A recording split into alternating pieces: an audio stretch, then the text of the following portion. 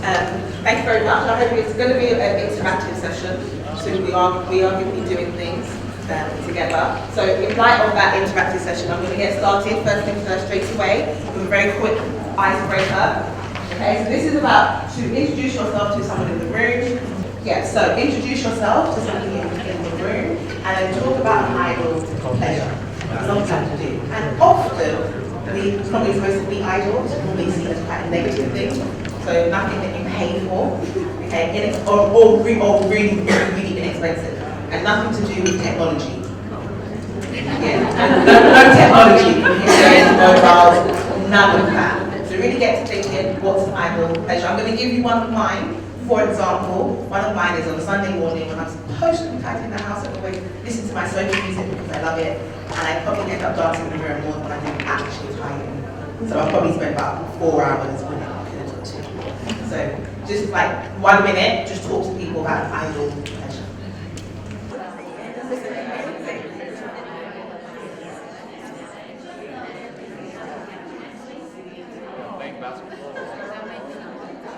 So the idea for this actually came when I was kind of researching what would be a very good icebreaker, and I found a book that's a little book called Idle Pleasures. It's got about 150 or so idle pleasures, nothing big, reading books, lots of a range of different things.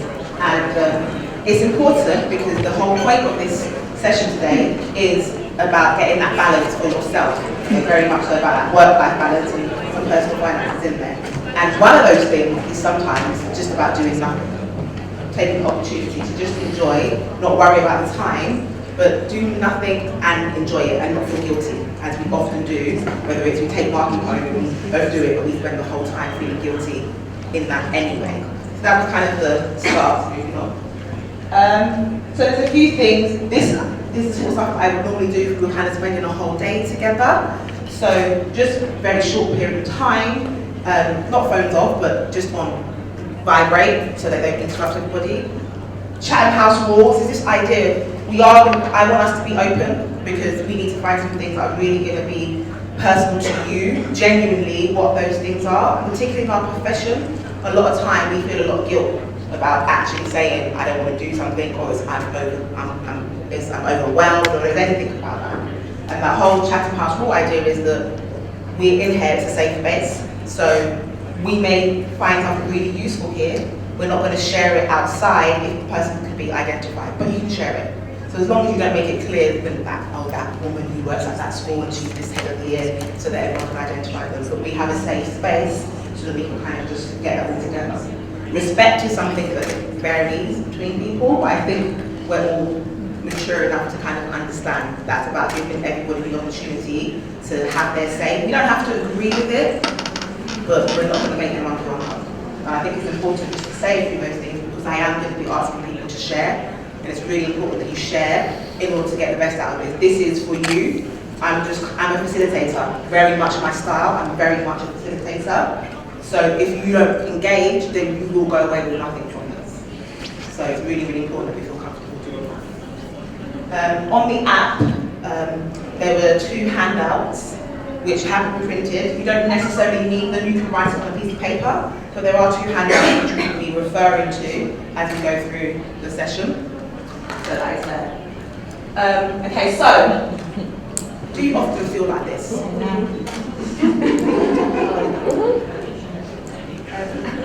Okay, so this whole idea that we are trying to juggle everything. And actually on Friday, I was at a conference for girls. It's about kind of, empowering girls in education. And one of those were on leadership. And we had a discussion, and I did get quite heated on it.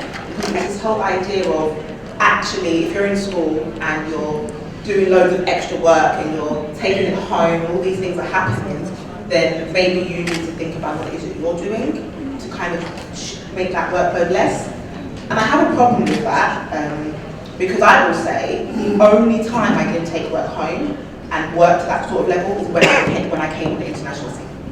So it's only like 4 years ago when I left the UK and started teaching on the international scene did I ever get home before 4:30. That's when I realised I didn't have a life, because I got home and there was nothing for me to do. And I never experienced that in the whole 11 years that I had taught before that. And so the kind of unspoken rule in teaching, and particularly in certain climates, is that you have to go above and beyond and do more in order to get the job done.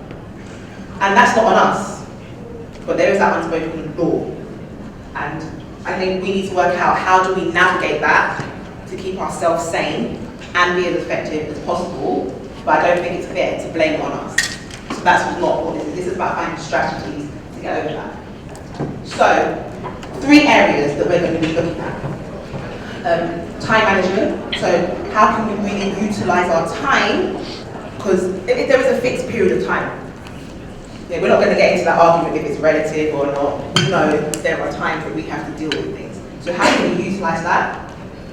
Ourselves in that, how do we, in this whole operation of family, career and everything else, how do we put ourselves in that so we have that work-life balance? And then finally, our finances, because I know that's a big thing for people. And there's a few small things that you can do, very tiny things that doesn't require anything big, that can really sort all those things out. So that's what we're going to be looking at over the next kind of 45 minutes.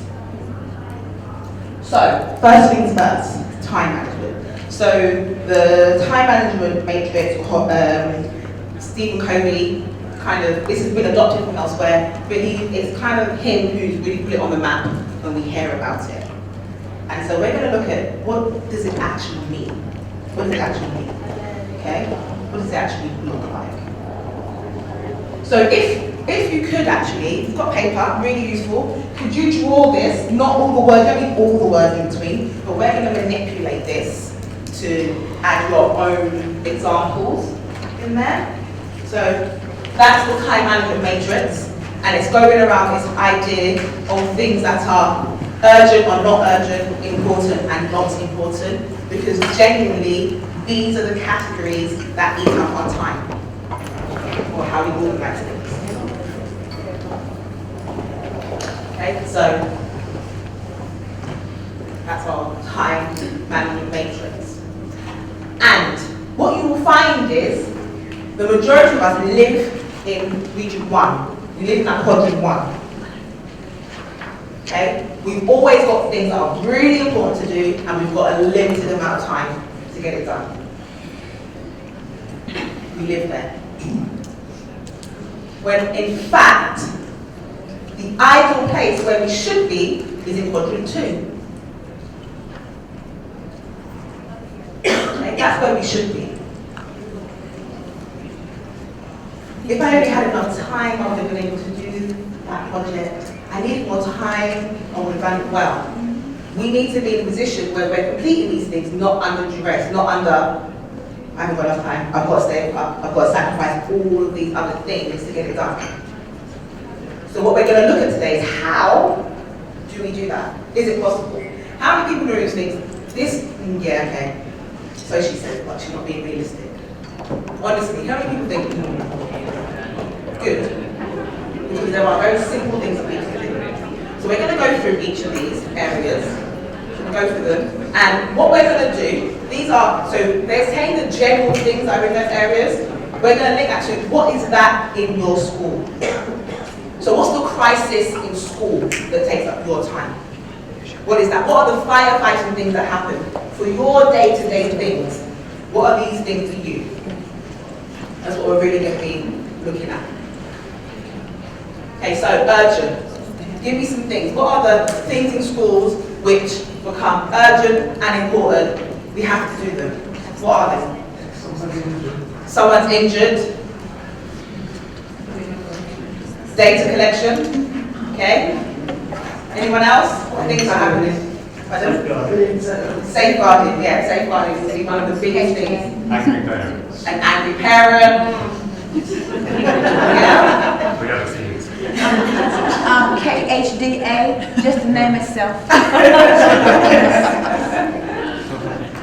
Right, so you understand this? They're all the things that are here firefighting. The idea is typically speaking, the things that are really out of your control. I'm not saying, so one thing, let's not get it. These things are going to happen, and they're still going to be there at the end of this session.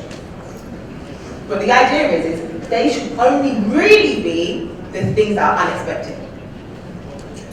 That's what they're trying to say. So a safeguarding issue comes up, we have to deal with it right there and then and drop everything else. Okay? An angry parent comes in, we might be able to minimize the amount of time we spend with that parent, but they're already there, we're going to have to deal with them straight away. And the idea is, how many other things are you dealing with here that potentially we could have dealt with them elsewhere? Because that's probably what's really causing you stress and being overwhelmed and everything else. So, not urgent. These are all the quality time things. What things would you like to be able to have been doing, which are important, but you would have liked to be able to do them under duress? What sort of things? In school, in your personal life? What sort of things would you have liked to be able to do? Yeah. Look at the bigger picture, like distance yourself so you can see things a little bit more spherical instead of like constantly have to. Yeah. Yeah, so being able to have a big picture view. Yeah, excellent. What else? Staffing allocation. Yeah. So it would have been nice if we could have thought, okay, let me prepare ahead and think about where we're going to put people, how many extra people do. Rather it is on Monday morning we realise I don't have a teacher of science.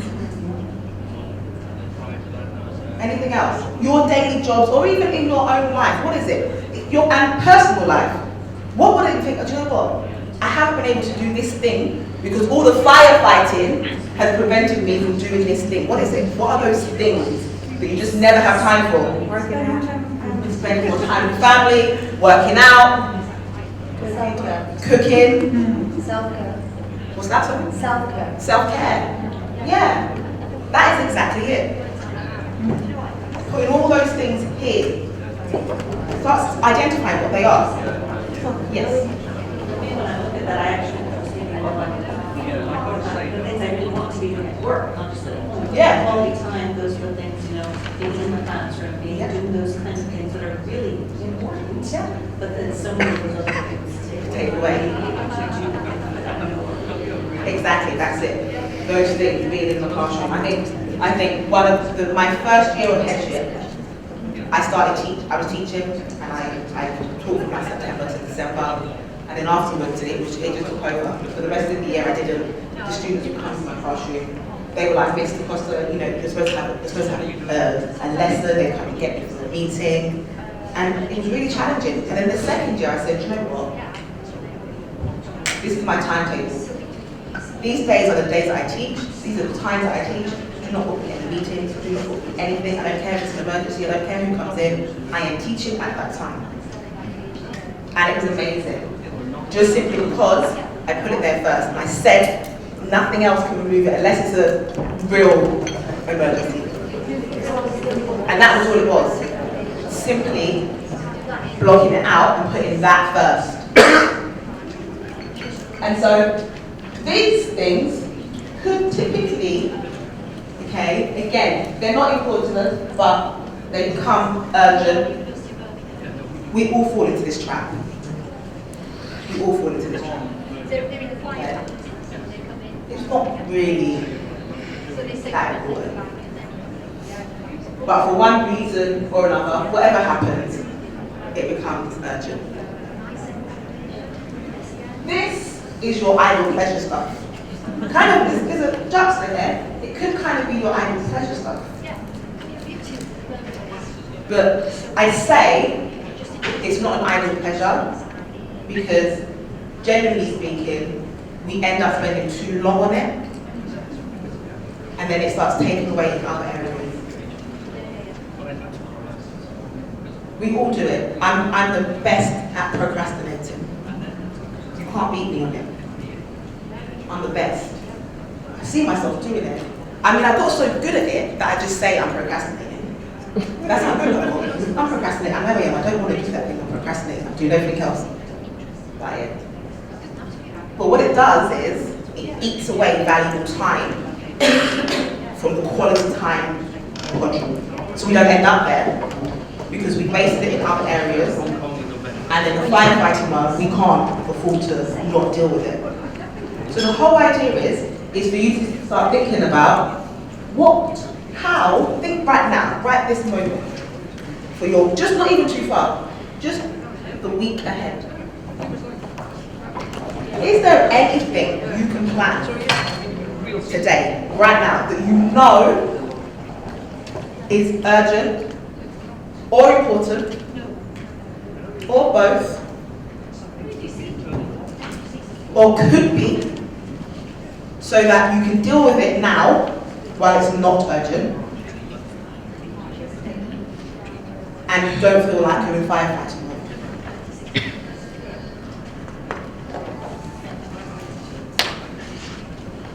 What do you need to do? Is there anything you can plan? Preparing salaries. So you know you're going to have that conversation. If you prepare that now, then when it comes, it's ready. Yeah? Anything else? Has anyone got some real things? What are these things? What are these pressing things? Because the whole idea is plan these things. Plan them. And I'm not saying, that doesn't mean you're not good planners. But it's saying, let's not get into firefighting. And the only way you do that is by planning ahead. Look ahead all the time. Yeah. Those coming up events instead of, oh, now we have this agent. Yeah. So looking ahead, really delegating, putting somebody in charge and responsible for those things. How about we plan for the known kind of firefighting things? So if you know you've got some challenging parents, and you know they're often quite difficult, you can put something in place to deal with when they come in. So they're still going to come. But if you have something in place that mitigates for the fact that they're going to take up all of your time, then you aren't dealing with them in that firefighting zone 1. So it's all about thinking about those things. Okay, so how do you do that? You take time from here. I'm not saying don't do your idle pleasure, because you all need a bit of a break. But when you go into work, and you spend the first couple minutes, which end up being 30 minutes, or an hour, looking at your emails, that you really didn't need to deal with right there and then. That's an hour of gained time. Or when you're chilling, and you're searching the internet, and you're going away, 10, 15 minutes okay. But when you see that it's been an hour later, that's 45 minutes of time that what you could have done is use that time, planned it, make sure you're doing things in Quadrant 2, so that it's not even an idle pleasure. You could probably find time to go to the gym or spend time with your family members. So the magic is, we need to steal time from here. What I want you to do now is 5 minutes. I want you to write down, time-wise, all the activities that you do in 2 quadrants, or approximately how much time of your day, or your week, or your month, whichever kind of segment is good for you, how much time do you spend there? Be honest, because you might be shocked. So just 5 minutes, write down all the things you do, how much time do you spend in that space? Because you might realise you have more time than you thought. So 5 minutes, you can do that, please. This too is really our kind of purpose. These are the things that we want to do. These are our passions. This is our vision. These are our values. So all the things here that we get pulled at. Because that's why we want work-life balance. Because we feel like I'm doing too much of something I don't want to do, and not enough of what I do want to do. So what are the actual things? Write them down, save them, because you're going to commit to making sure that you plan those things first. Because that's what you're going to do. You're going to put those things first. The most important things to you are what you're going to put first. And if you put it first, and you planned it first, and you make the time for it, it's going to happen. So the next couple of minutes, what are your things in this area? Put first things first is put your first things first. So in your schedule, that one thing that you want to do, put it in your schedule first, and then everything else goes around it. It's this idea of when you're filling up your schedule, don't fill it up with all the other things and then try to squeeze yourself in. Because as I said, the pull comes from the fact that we're doing everything else in other areas that are not aligned with our vision or our values or our passion. And that's where we feel drained. That's why we feel pulled. So schedule yourself first. Put you in that first. And then I guarantee you, everything else will fit around it. It really will. So, that's exactly what it is. So the next we're going to look at the finance section. And what paying yourself first means. So this is around some money habits and skills and things that we do. And I'm going to put these up there so that you can see them because we are short on time. I don't want to rush that. So one of the first things is this idea of what you do with money. And so we've got some good people up here, and it's about planning. Whatever it is that you want to do, make sure there's a plan. And the kind of idea behind all of this is about how we spend or how we save. And the idea is, we all got budgets. I know for a fact that you're all very good at budgeting. But how many of you on that budget, when you are budgeting, budget yourself in there first? Or is it everything else? And then what you say is, there just isn't enough money for me to do anything that I want to do. That's how you end up. So the switches, there's things, there are necessities, right? Your rent, your food, and anything else, your car insurance and those, there's necessities. But once you've taken that out, the first saving pot is you. It's very simple. You. I go on holiday, a transatlantic holiday, every single year, and I've done that since I was 18. I don't come from money. I come from an underprivileged background, I'm that typical story that you want to hear about, but whether it was because of that fact that I had to always save to get everything growing up, I developed some very good money management habits. And so every year I go away. I save £100 a month. That's it. Every year. £100 a month. Don't care what happens. The saving pot's called holiday in my bank account, and it's for holiday. Regardless of what comes up, it does not get touched. If I have to search and work things out and move money around and stop eating somewhere else or sell some things because something else has come up, then I will do all of that. But holiday money does not get touched. Because if I hadn't put myself first and been saving for my holiday, when that emergency came up, the money wouldn't have been there anyway. And you'll be amazed what we can do under pressure. How we somehow, you look back at things, I don't even know how I got through that period, but somehow you made it happen. So put yourself first. You have to do it. No excuses. There's no excuse. Put yourself first. Now, the way you do that, paying yourself first, is doing this all the time. Think about what you're spending on. Think about where you're putting your money.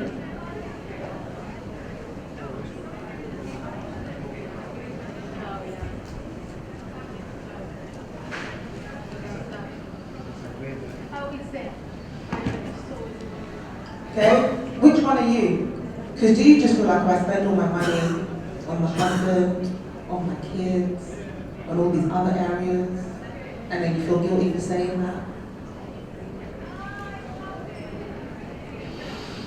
Plan you first in your finances. So the financial plan looks like this. This is the top half of it. You have got this on the app. The second part of it, we don't have time to get through it, but what it does is it really makes you look at your finances properly. Okay? So it really lets you, because some of us don't actually have a good understanding of how much money do I actually earn, bring in, how much of that is, what proportion of that is actually spent on the things that I have to spend things on. What are my little guilty pleasures, maybe, that I'm spending in other areas? What are all those things? But the most important thing are these. Because this is what you should be spending your money on. So I do financial coaching as well.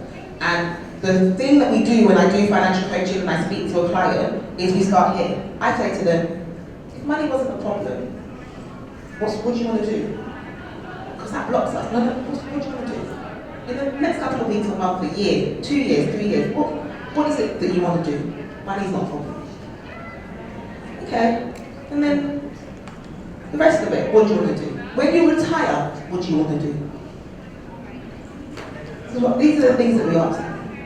Because then that gets your actual values and what you actually want to do, and then we've got something to plan for. So if you say, do you know what I want to be able to do is go on holiday every year?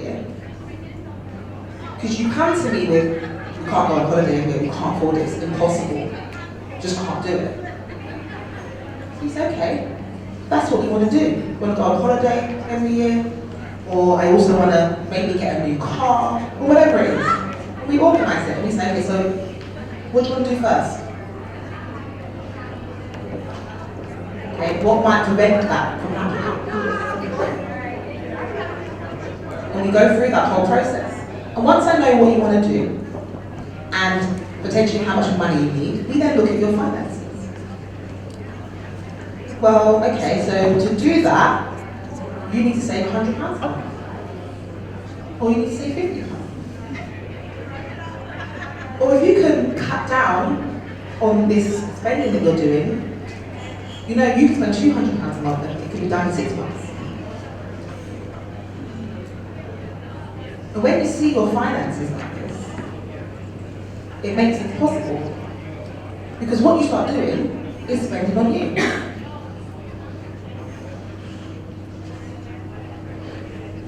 So putting yourself first, the idea of that is that you do these things.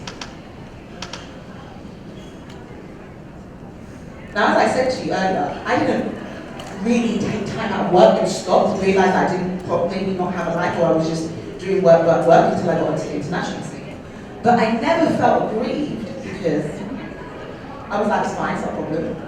Every summer, I'm going to go away for at least 3 weeks minimum to a nice hot country, and it's not going to be an issue. So I didn't feel like I didn't have work-life balance. Every weekend, I stayed, one time I even got locked in, that's how late I stayed. But Monday to Friday I'd stay at work, but weekends were my time. I've never in my whole career done any sort of weekends or holidays or any of those things. Never. Because I give so much during other times. So I didn't feel like I had to decide between work and life. Because I was doing the things I wanted to do. And that's often what pulls us.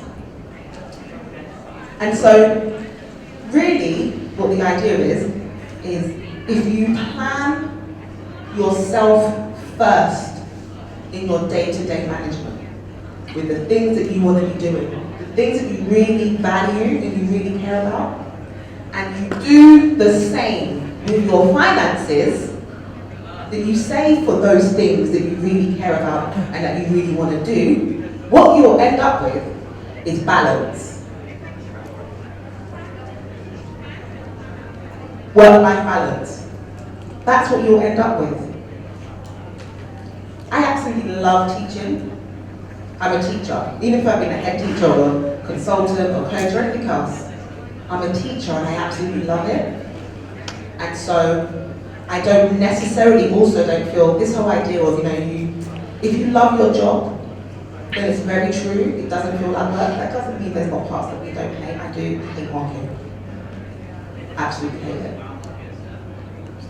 But through the ability to plan the things that are most important throughout that period and the finances, one thing I can say is that I have not felt like I don't have a good work-life balance. So, on that note, the key takeaway from all of this is you've got the quadrant. Identify the things that are happening in your current situation, and you know your life one might be different from your work one, or you might want to put them together. But plan yourself first, and then have a look at the financial plan. Money is not an option when you write those goals. Write down what you want to do, first 5 years, 10 to 20 years, when you retire, and then look at your current financial situation. What is it that you need to do to turn it around a little bit? Because whatever's on there, you're going from that's never going to happen to, you know what, planned it and this is going to happen in 5 years. So, idea is, when you have more time to do the things that are important to you, and more money to do the things that mean the most to you, then you'll have a healthy work-life balance. And I don't want anyone in here to say it's easier said than done and it's easier on paper. The push is no excuses. Even if it's just one thing, put yourself first. One thing, put yourself first. And so, on that, this is a bit of just a plenary, because what's really important is that you take it away. But this one is what I really want you to do together more so, because I want you to commit. And I'm going to open a group on the app so that we can all say, what's the one thing we're going to go away and do after today's session? And it's going to be a SMART target. It's going to be very specific, it's going to be measurable, and something that you can actually achieve.